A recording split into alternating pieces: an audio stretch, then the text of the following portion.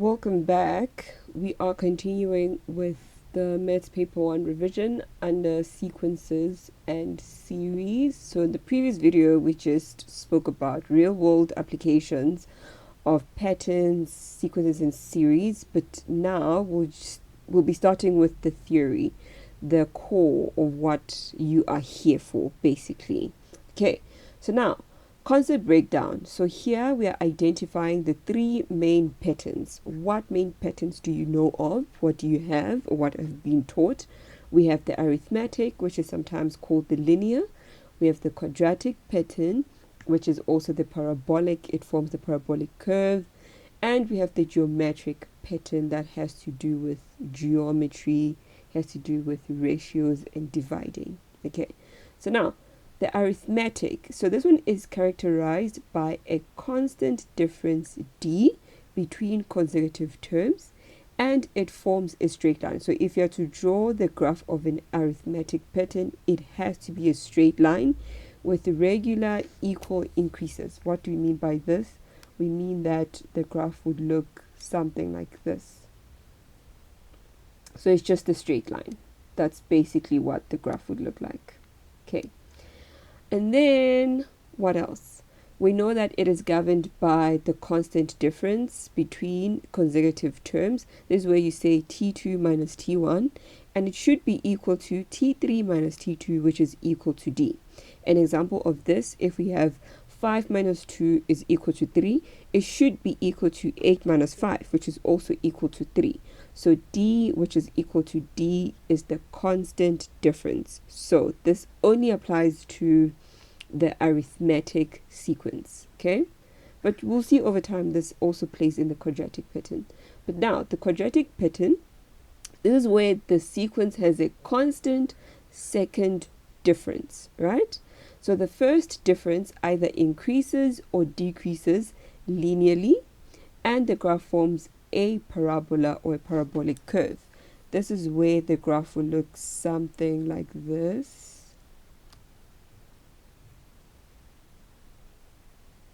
Okay, the graph will look like this. So it could be upside down,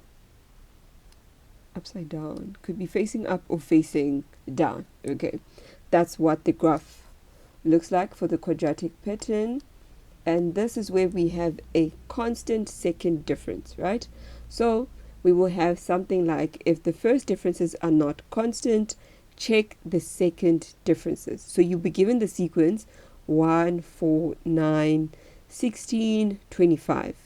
Now the first differences, you find them by saying 4 minus 1, which gives you 3, 9 minus 4, which gives you 5, 16 minus 9, which gives you 7, 25 minus 16, which gives you 9. But you realize, okay, they don't have anything in common. You're not finding a first difference. You're not getting something constant. So if you're not getting something constant, you have to continue again using the sequence that is formed by the first differences. Now you continue and say 5 minus 3, it gives you 2.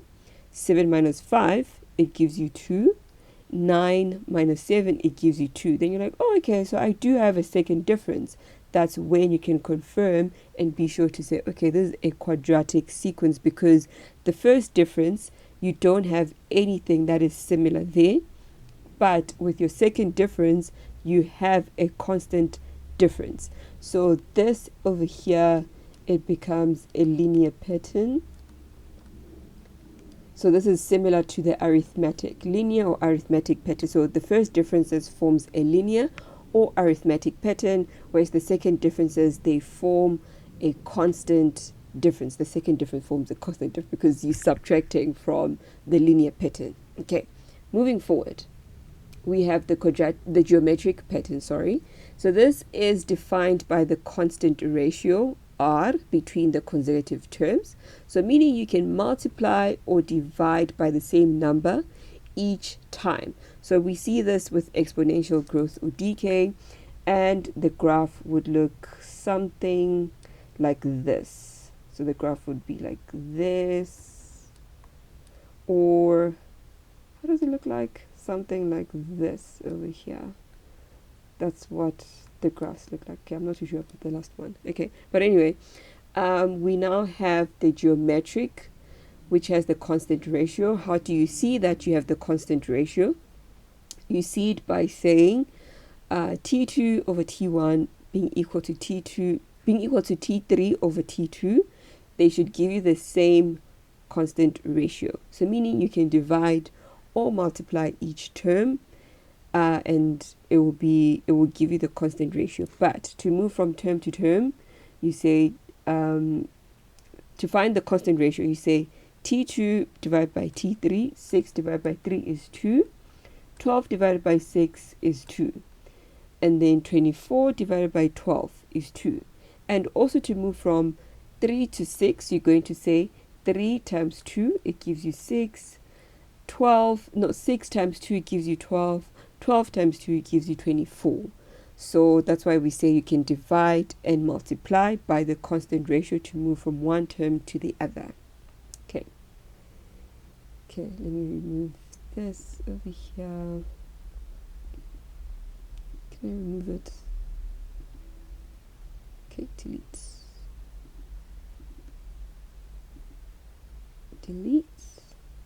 Because it's just an... No, I deleted the wrong thing. Let's undo that. Undo. Okay, it's back. I wanted to delete this.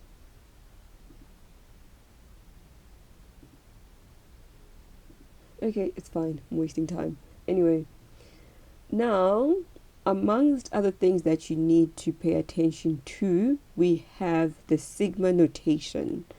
So that thing that looks like an M standing galicite or something like that. So we have the sigma notation. So the sigma notation, it represents the sum of terms of a given, the sum of a given number of terms in a sequence. It condenses what can be a long additional problem into a single expression, making complex series easier to write and understand. So for example, if you have something like 2,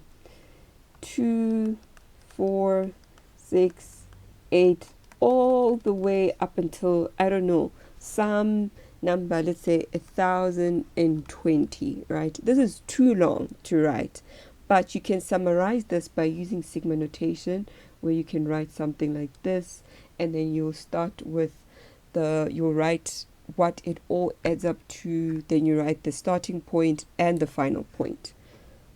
Okay, so let's see what they're saying. So first of all, it has a summation symbol. The summation symbol is that M that is facing to the left or to the right. So it's called sigma. So sigma represents the sum. Okay, let me just zoom out a bit. What's happening? Okay, then after the sigma, you need to write the general term. So let's say the general term is 3k.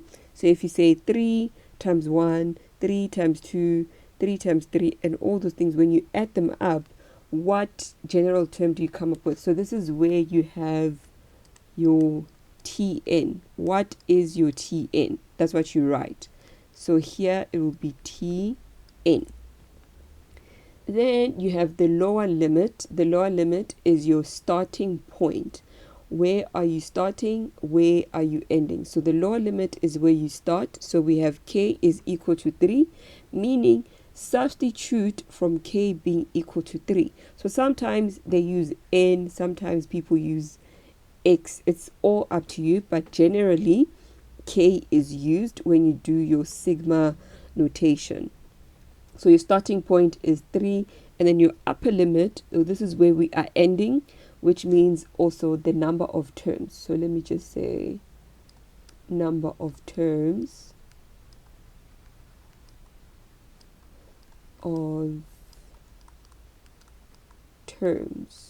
Okay, so for example, so let's given the notation sum of 3k from 3 to 5. So it's also read the sum of all the terms from the third term to the fifth term of the sequence where the general term is 3k. Okay, let me just use a different color for that. So it is read as the sum of all the terms from the third term to the fifth term where the general term is 3k, right? So to expand this is where you now say, okay, this is our general term. We're starting from here. This is our upper. This is our lower, sorry. This is our lower. This is our upper. And then this is our general term. Then you take 3k, you start with 3, substitute 3 first, and then following 3 is 4, following 4 is 5. This is where you're ending, right? And then whatever number it gives you, that is the sum of the sequence. Okay. Now, essential formulas to memorize. Don't go into your exam if you don't know these, or to your test if you don't know these, right? Okay, for arithmetic patterns, we have Tn being equal to A plus N minus 1 times D. That is for the general term.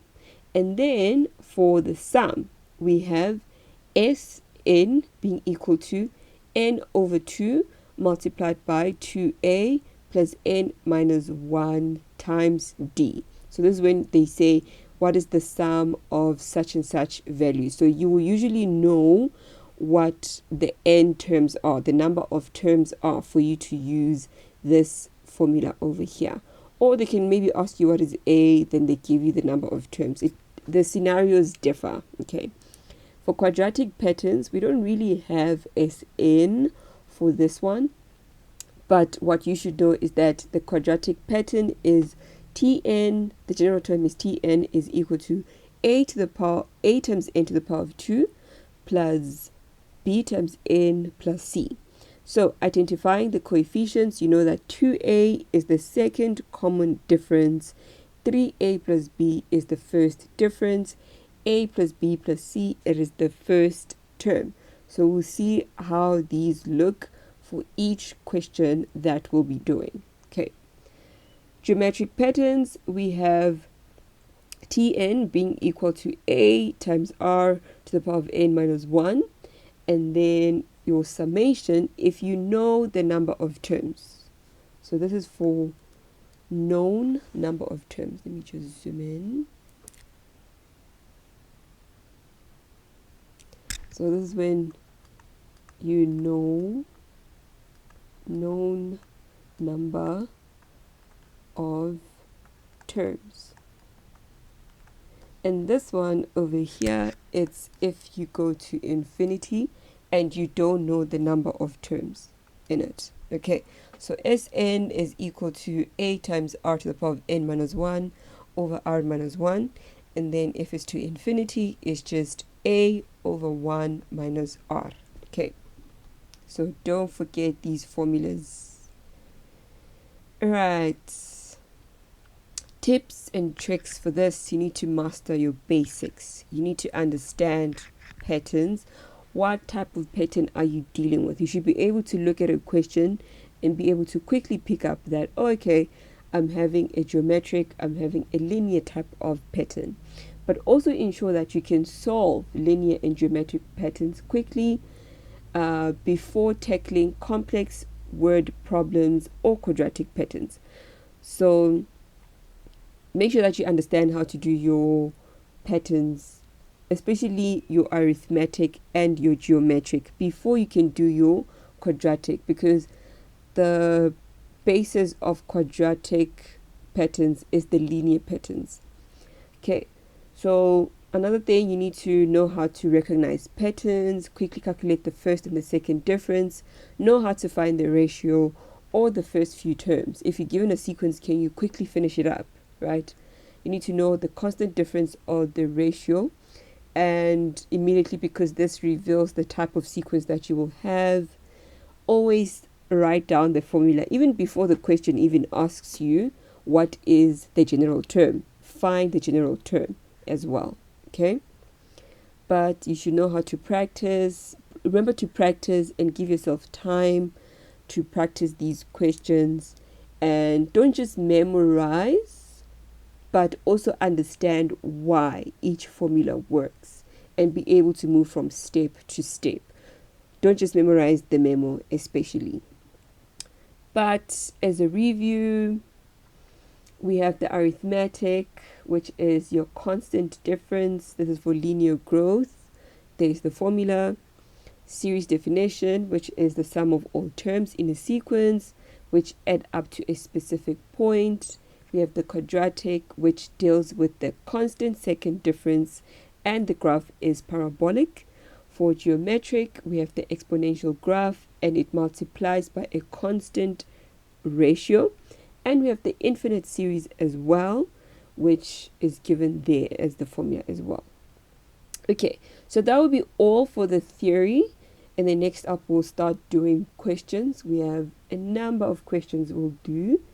I may not finish all of them, but I'll pick and choose which ones I feel like these look